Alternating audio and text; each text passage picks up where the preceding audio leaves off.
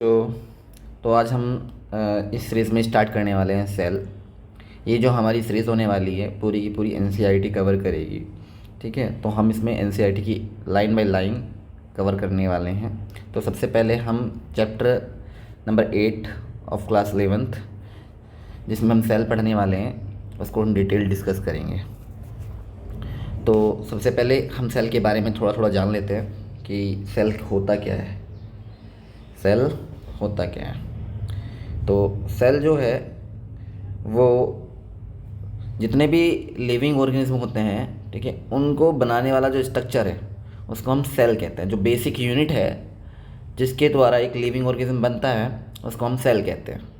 आप अपने सराउंडिंग में इतनी सारी चीज़ें देखते हैं, उसमें से कौन सी लिविंग है कौन सी नॉन लिविंग है वो कैसे डिसाइड करेंगे?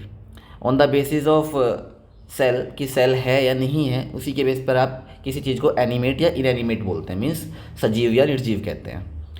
तो जितने भी लिविंग ऑर्गेनिज्म हैं, ऑल ऑर्गेनिज्म, वो किसके बने होते हैं? सेल्स के बने होते हैं। Some are composed of single cell और कुछ जो होते हैं मोर देन वन सेल के बने होते हैं। तो on the basis of number of cell, organism दो टाइप के हैं। जो सिंगल सेल के बने हैं वो यूनिसेलुलर ऑर्गेनिज्म, और जो जबकि दूसरे हैं जो मोर देन वन सेल बने हैं यानी मैनी सेल्स के बने हैं उन्हें हम बोलते हैं मल्टीसेलुलर। तो हमने क्या देखा कि on the basis of number of cell, on the basis of number of cell, organism कितने टाइप के हैं? दो टाइप के, यूनिसेलुलर और दूसरा कौन सा? Multi cellular. अब हमारे जो यूनिसेलुलर ऑर्गेनिज्म में इंक्लूड होते हैं वो मेनली जो किंगडम जो आपका मोनेरा है, मोनेरा मीन्स मोनेरा किसके अंदर आता है? प्रोकैरियोट्स के अंदर। ठीक है, तो किंगडम मोनेरा के जितने भी ऑर्गेनिज्म आते हैं वो सारे के सारे यूनिसेलुलर होते हैं। एग्जाम्पल ऑल बैक्टीरियाज, ठीक है, वो सारे कैसे हैं? यूनिसेलुलर। माइकोप्लाज्मा वो कैसा है? यूनिसेलुलर।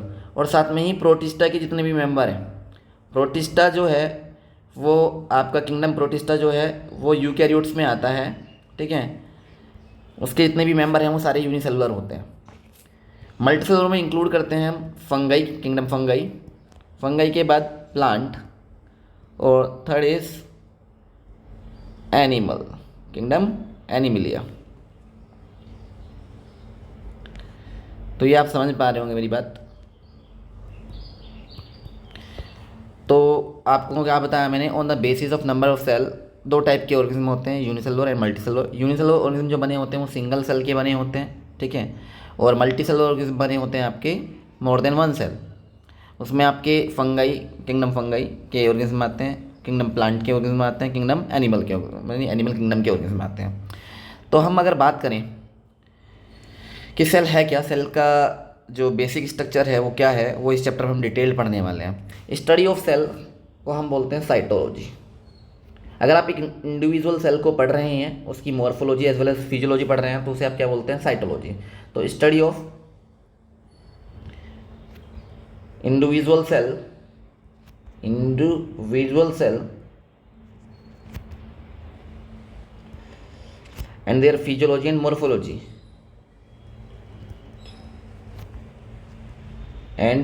morphology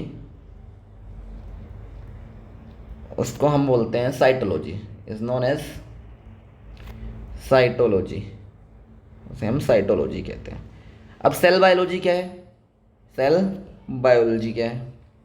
सेल बायोलॉजी में हम जो पढ़ते हैं वो उसको इंडिविजुअल स्ट्रक्चर तो पढ़ते ही पढ़ते हैं, साथ में उसका इन्वायरमेंट के साथ क्या रिलेशनशिप है, नेबर सेल के साथ क्या रिलेशनशिप है, ठीक है, वो सारी चीज़ पढ़ते हैं। उसका रिप्रोडक्शन कैसे होगा, तो means study of cell along with their relationship with environment,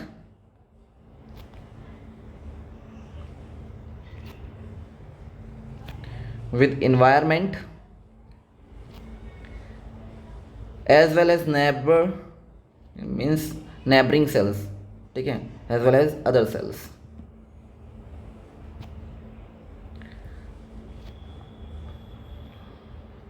तो ये आपको बात समझ में आई? नोट डाउन करो फटाफट, आगे बढ़ते हैं।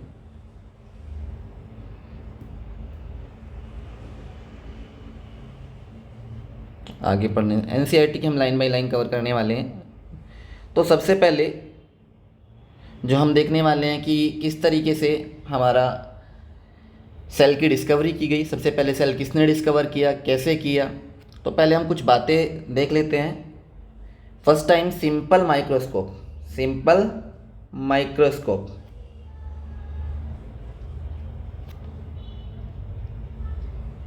Invented by Galileo.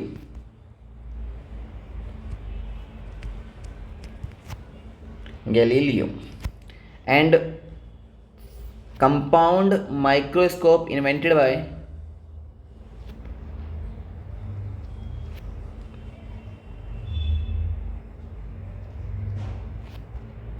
was made by first compound microscope was made by Robert Hooke. तो हम यही बताने वाले हैं कि रॉबर्ट हुक का क्या योगदान रहा सेल की डिस्कवरी में। फर्स्ट टाइम जब उन्होंने अपना कंपाउंड माइक्रोस्कोप चेक करने के लिए स्टडी कर रहे थे, उन्होंने कॉर्क लिया। कॉर्क मीन्स बाग का एक पार्ट होता है, ठीक है। तो वहाँ से कॉर्क लिया। कॉर्क को उसने देखा कि उसके अंदर हनीकम जैसा अपीयरेंस हो रहा है, ठीक है। मीन्स उसने माइक्रोस्कोप के अंदर कॉर्क को देखा और कैसा आ रहा है, हनीकॉम जैसा अपीयरेंस। इस तरीके से नेटवर्क वहाँ पर क्या दिख रही हैं, छोटे छोटे लिटिल रूम्स दिखाई दे रहे हैं। उनको उन्होंने बोला सेल्यूले। क्या बोला उन्होंने, सेल्यूले। रॉबर्ट हुक ने किसके ऊपर स्टडी की, he studied on bark of tree by his microscope। Finally उन्होंने देखा क्या कि उस बार्क में मीन्स कॉर्क में मेनली क्या दिखाई दे रहा है कि लिटिल रूम्स दिखाई दे रहे हैं। उन्होंने क्या बोला इनको, सेल्यूले। और बाद में उनका क्या नाम पड़ा, सेल्स। क्या नाम पड़ा, सेल्स नाम पड़ा।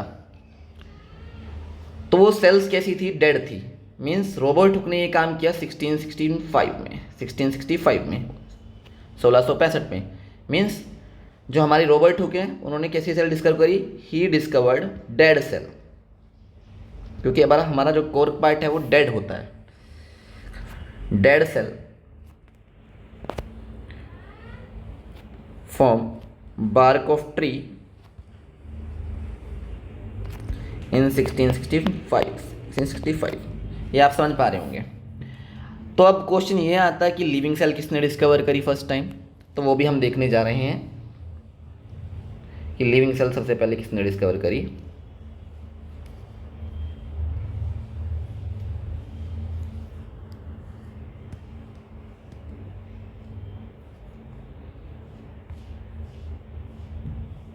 What happened with this?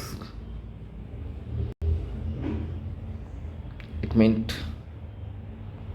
तो लिविंग सेल सबसे पहले किसने डिस्कवर करी। सॉरी टू डिस्टर्ब यू, बीच में थोड़ा सा इंटरप्ट हुआ, तो वो हम देखने जा रहे हैं कि लिविंग सेल सबसे पहले किसने डिस्कवर करी, वो देखने हम जा रहे हैं।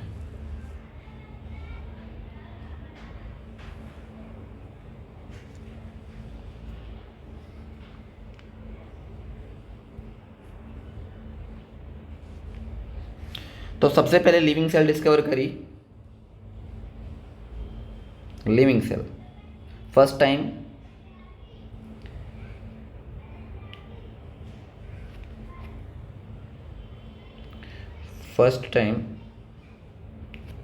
Living cell discovered by Anton van लीeuwenhoek। तो आप देख पा रहे होंगे यहाँ पर एंटोन वॉन लीeuwenhoek।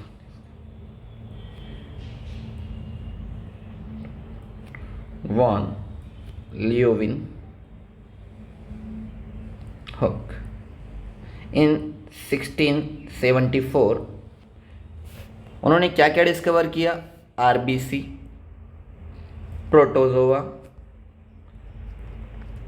बैक्टीरिया उन्होंने अपने ही माइक्रोस्कोप में देखा।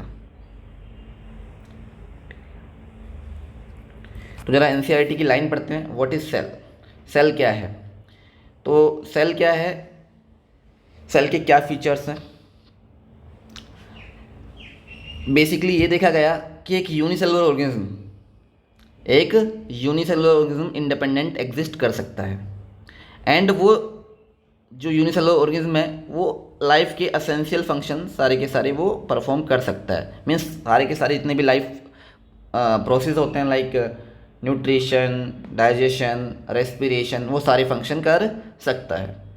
मीन्स एक single cell can independent exist and perform all the essential functions of the life. कोई भी स्ट्रक्चर अगर सेल से नीचे है, मीन्स सेल की स्ट्रक्चर से नीचे वाली स्ट्रक्चर, जैसे कि लाइक न्यूक्लियस, माइटोकॉन्ड्रिया, ये इंडिपेंडेंट एग्जिस्ट नहीं कर सकते। तो एनसीईआरटी में यही दर्शाने के लिए लिखा हुआ एक line, anything less than a complete structure of cell doesn't ensure the independent living. Means कि सेल से कोई भी छोटी स्ट्रक्चर, सेल के अंदर की कोई भी स्ट्रक्चर इंडिपेंडेंटली लिविंग नहीं रह सकती। हैंस कि जो सबसे बेसिक यूनिट है लाइफ की जो एग्जिस्ट कर सकती है वो क्या है? सेल है। वो fundamental structural and functional unit है सभी लिविंग ऑर्गेनिज्म की। मीन्स स्ट्रक्चर भी बनाती है, मीन्स संरचना भी बनाती है, और कार्यात्मक इकाई भी है किसकी? लिविंग ऑर्गेनिज्म की। ठीक है, ये मैं बता चुका हूँ आपको। तो means nothing less than a complete structure of cell, वो क्या नहीं कर सकता? एग्जिस्ट नहीं कर सकता। अब हम बात कर रहे थे कि सबसे पहले लिविंग सेल किसने डिस्कवर करी? एंटोन वन लीवेनहॉक ने डिस्क्राइब द लाइफ सेल। बाद में न्यूक्लियस, सेल के अंदर न्यूक्लियस होता है, उसकी डिस्कवरी किसने की? रॉबर्ट ब्राउन ने की। The invention of microscope and improvement leading to the electron microscope. बाद में क्या हुआ कि माइक्रोस्कोप की जो टेक्निकलिटी है वो इम्प्रूव होती गई, उसकी वजह से हम डिटेल स्ट्रक्चर पढ़ पाए किसका? सेल का। उसमें न्यूक्लियस कैसे होता है, न्यूक्लियस के अंदर डीएनए कैसे अरेंज होता है, डीएनए से क्रोमोसोम कैसे बनते हैं, वो सारी चीज़ें हम देख पाए। वो हम जेनेटिक्स में कवर करेंगे, जो हमारी मोलिकुलर जेनेटिक्स है, कि क्रोमोसोम कैसे बनता है, पैकेजिंग कैसे होती है, डीएनए से क्रोमोसोम कैसे बनता है, मीन्स डीएनए की पैकेजिंग कैसे होती है, दोनों में पढ़ेंगे। आगे आने वाले सेक्शन में हम चैप्टर में पढ़ने वाले हैं कि प्रोकैरियोटिक एंड यूकैरियोटिक ऑर्गेनिज्म कौन से होते हैं। सबसे पहले हम सेल थ्योरी पे जाने वाले हैं। यहाँ से क्वेश्चन कई बार पूछा जाता है नीट में भी, as well as your board exam. Cell theory से पढ़ने से पहले दो इंडिविजुअल साइंटिस्ट के बारे में पढ़ लेते हैं, ठीक है, जिनमें से पहला है मैथियस सिल्डन, ठीक है, जो कि 1838 में बहुत सारे प्लांट्स को ऑब्जर्व करते हैं डिफरेंट काइंड के। वो एक जर्मन बोटनिस्ट थे। ये भी क्वेश्चन पूछा जाता है कि वो बोटनिस्ट थे या जूलॉजिस्ट थे। तो 1838 में मैथियस सिल्डन जो कि जर्मन बोटनिस्ट हैं, उन्होंने एग्जामिन किए बहुत सारे क्या प्लांट अलग अलग टाइप के, और क्या देखा कि जितने भी प्लांट हैं वो डिफरेंट टाइप की सेल्स के बने हुए हैं, ठीक है। और सेल क्या बना रही है मिलकर? टिश्यू। आपको पता ही होगा सेल से मिलकर क्या बनता है? टिश्यू बनता है। टिश्यू की डेफिनेशन मैं आपको बता देता हूँ कि जब एक प्रकार की सेल मिल जाती हैं और एक पार्टिकुलर स्पेसिफिक फंक्शन को करती हैं, उसी को हम टिश्यू कहते हैं। मीन्स एक group of cell which perform a common function is called tissue. Tissue के बारे में भी हम डिटेल में देखेंगे टिश्यू चैप्टर में। तो यहाँ पर देखो कि जो हमारे मैथियस सिल्डन है 1838 में, उन्होंने क्या देखा कि अलग अलग प्लांट को स्टडी किया और बताया कि जितने भी प्लांट्स हैं वो अलग अलग टाइप की सेल्स के बने हुए हैं, और वो सेल्स अलग अलग टाइप के टिश्यू बना रहे हैं। At the about same time, लगभग इसी टाइम पे दूसरे साइंटिस्ट जो कि एक ब्रिटिश थे जिनका नाम था थियोडर स्वान, वो ब्रिटिश जियोलॉजिस्ट थे। उन्होंने डिफरेंट टाइप के एनिमल की स्टडी की और रिपोर्ट किया कि एनिमल सेल में एक आउटर लेयर होती है जिसको हम प्लाज्मा मेम्ब्रेन कहते हैं। क्या कहते हैं? प्लाज्मा मेम्ब्रेन कहते हैं। यानी कि जो हमारे थियोडर स्वान हैं उन्होंने बताया कि सेल के ऊपर, एनिमल सेल के ऊपर एक आउटर लेयर होती है जिसको क्या कहते हैं? हम प्लाज्मा मेम्ब्रेन कहते हैं, जो कि प्लांट सेल में नहीं होती है। ही कंक्लूड दैट, साथ में उन्होंने प्लांट को भी स्टडी किया था, based on study on the plant tissue that presence of cell wall is a unique character of the plant cells। उन्होंने कहा कि सेल वॉल जो है सिर्फ प्लांट सेल का ही फीचर है, वो यूनिक कैरेक्टर है किसका? प्लांट सेल्स का। एनिमल सेल में वो नहीं पाई जाती। एनिमल सेल में आउटर लेयर कौन सी है? प्लाज्मा मेम्ब्रेन, जिसको आप आज के नाम पे प्लाज्मा मेम्ब्रेन के नाम से जान रहे हैं। वहीं उन्होंने जब प्लांट की स्टडी की तो उनमें एक आउटर लेयर दिखी जो कि यूनिक कैरेक्टर है किसका? प्लांट सेल का। अब दोनों ने मिलके उनकी स्टडी के बेस पर, on the basis of this, Schwann ने प्रपोज किया हाइपोथेसिस एक, और बताया कि जो एनिमल की बॉडी है और प्लांट की बॉडी है वो सभी किसकी बनी है, सेल एंड सेल प्रोडक्ट की बनी है। साथ दोनों ने जब दोनों के वर्क को एक साथ पुट टुगेदर किया गया, Schleiden and Schwann together formulate the cell theory, इन दोनों ने मिलकर क्या दी, सेल थ्योरी दी। तो अगर आपसे पूछा जाए कि cell theory, simple cell theory किसने दी, सिल्डर एंड स्वैन ने दी। उनके दोनों के वर्क को टुगेदरली मर्ज कर दिया गया, दोनों मिले और उन्होंने क्या प्रोवाइड किया, सेल थ्योरी प्रोवाइड किया। बट ये जो थ्योरी दी, जो सेल थ्योरी दी किसने, सिल्डर एंड स्वान ने, वो ये नहीं बताती कि किस तरीके से न्यू सेल बनती है। तो एक न्यू साइंटिस्ट है जिनका नाम है रुडोल्फ वर्च्यू, उन्होंने फाइनल शेप दिया सेल थ्योरी को, और इसमें यह भी बताया कि नई सेल कैसे बनती है, जिसको हमने बोला modern cell theory. Modern cell theory means cell theory को मॉडिफाइड किसने किया, रुडोल्फ वर्च्यू ने इन 1855। तो अगर आपसे पूछा कि फाइनलाइज्ड सेल थ्योरी किसने दी या मॉडर्न सेल थ्योरी किसने दी, उसका आप क्या बोलेंगे, रुडोल्फ वर्च्यू बोलेंगे। सिंपल सा सेल थ्योरी अगर आता है तो ये आपको आंसर करना है। उन्होंने एक्सप्लेन किया कि how the new cell is formed. उन्होंने कहा कि जो पुरानी सेल है, पुरानी सेल से ही न्यू सेल बनती हैं। उन्होंने एक सेंटेंस बोला, ओमनिस सेल्यूलाई सेल्यूला, means always in new cell जो बनती है वो कैसे बनती है, जो पुरानी सेल होती हैं वो डिवाइड करती हैं और न्यू सेल को फॉर्म करती हैं। Means cell divide and new cell are form from the pre existing cells. इसका मतलब, इसको जो एक टर्म बोला जाता है वो क्या बोला जाता है, ओमनिस सेल्यूलाई सेल्यूला। इसका मतलब समझे, मीन्स जो हमारे रुडोल्फ वर्च्यू हैं उन्होंने क्या बोला कि जो पुरानी सेल हैं वो नई सेल का उत्पादन करती हैं। उनके लिए उन्होंने एक सेंटेंस बोला, ओमनिस सेल्यूलाई सेल्यूला, मीन्स उन्होंने मॉडिफाई कर दिया किसको, हाइपोथेसिस ऑफ सिल्डर एंड स्वान, यानी कि जो सिल्डर एंड स्वान ने जो सेल थ्योरी दी थी उसको क्या कर दिया, modified to give the cell theory a final shape, cell theory को फाइनल शेप दे दी। अब जो सेल थ्योरी समझी जाती है वो कैसे समझाती है, उसमें दो एनसीईआरटी ने सिर्फ 2 ही पॉइंट लिखे हैं कि all the living organism are composed of cells and product of sales.